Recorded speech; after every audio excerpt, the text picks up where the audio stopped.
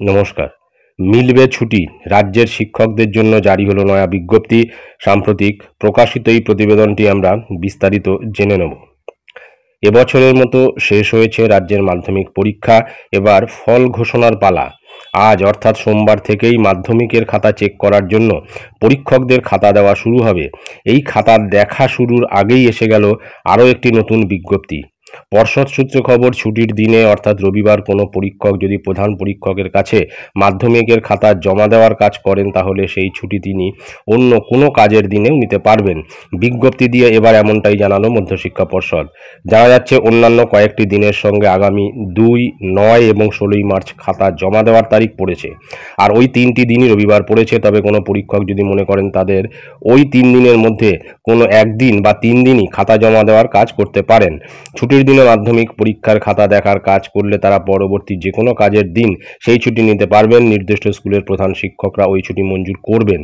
তবে ছুটির দিনেও তিনি যে খাতা দেখার কাজ করেছেন তার জন্য প্রধান পরীক্ষকের কাছ থেকে উপযুক্ত প্রমাণ নিয়ে আসতে হবে ওই পরীক্ষককে।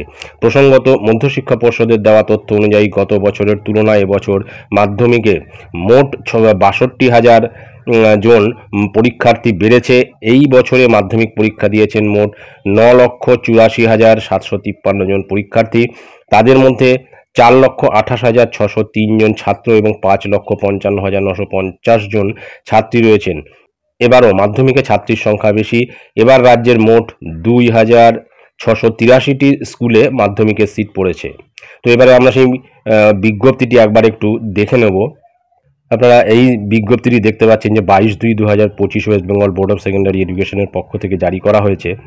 যেটা আলোচনা করা হলো সেটাই এখানে মূলত বলা হয়েছে। তবে এখানে আরেকটি বিষয় উল্লেখ করে দেওয়া হয়েছে যে এই ছুটিগুলি কিন্তু 30শে এপ্রিল 2025-এর মধ্যেই নিতে হবে এবং এটা কিন্তু বাধ্যতামূলক এখানে বলে দেওয়া হয়েছে। এর বাইরে কিন্তু এই ছুটিগুলি নিতে পারবে না।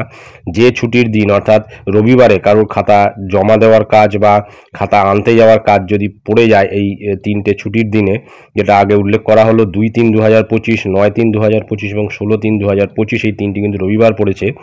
এই রবিবারের মধ্যে যদি কোনো খাতা জমা দেওয়ার কাজ বা খাতা আনার কাজ বা স্ক্রুটিনি করার কাজ পড়ে থাকে, তাহলে কিন্তু এই 30শে এপ্রিলের মধ্যে সেই ছুটি তারা নিয়ে নিতে পারবে, এমনটাই কিন্তু এখানে উল্লেখ করা রয়েছে। তো এটাই ছিল গুরুত্বপূর্ণ আপডেট যা আমি আপনাদের সঙ্গে শেয়ার করলাম। ধন্যবাদ।